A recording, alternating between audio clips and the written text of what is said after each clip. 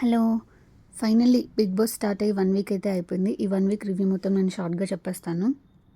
'Big boss' ఏం చేశారంటే commoners అందరిని అగ్ని పరీక్షను దాటుకొని వచ్చారు కదా అని చెప్పేసి వాళ్ళందరిని లగ్జరీ హౌస్‌లో పెట్టేసి, సెలబ్రిటీస్ అందరినీ బయట టెనెంట్స్‌గా పెట్టేశారనమాట.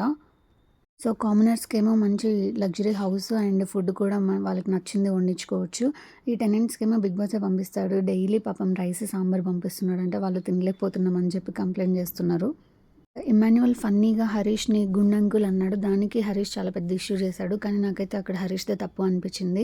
ఇంకా ఎవరు మ్యారీడ్, ఎవరు అన్‌మ్యారీడ్ అని చెప్పేసి మాట్లాడుకుంటున్నప్పుడు ఫ్లోరాని సంజన తను ఫ్రీ బర్డ్ అని చెప్పింది. సో, దానికంత హర్ట్ అవ్వాల్సిన అవసరం లేదు. కానీ ఫ్లోరా ఎందుకో చాలా హర్ట్ అయింది. అప్పటినుంచి ఫ్లోరాకి, సంజనకి అస్సలు పడట్లేదు.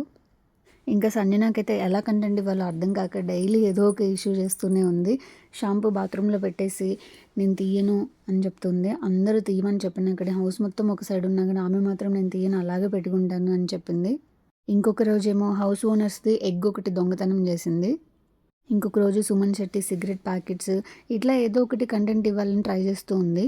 తర్వాత బిగ్ బాస్ ఆమెని కన్ఫెషన్ రూమ్‌లోకి పిలిచి కెప్టెన్సీ టాస్క్ అయితే ఇచ్చారు. కానీ ఈ కెప్టెన్సీ టాస్క్ అంతా కూడా సొమ్మొకటిది, సోకొకటిది టైప్‌లో జరిగింది. ఎందుకంటే కష్టపడేదొకరు, కెప్టెన్స్ అయ్యేదొకరు అలా ఉండింది.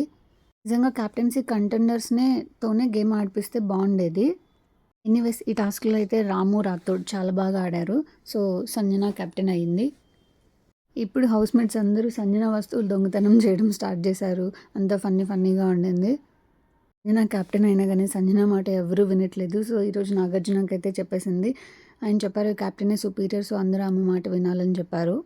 ఇంకా కొంతమంది నుంచయితే ఎలాంటి కంటెంట్ రావట్లేదు. చూద్దాం ఎలా ఉంటుందో నెక్స్ట్ వీక్స్. వీక్ అయితే సృష్టి ఎలిమినేట్ అయిందని ఎంతమందికి తెలుసు?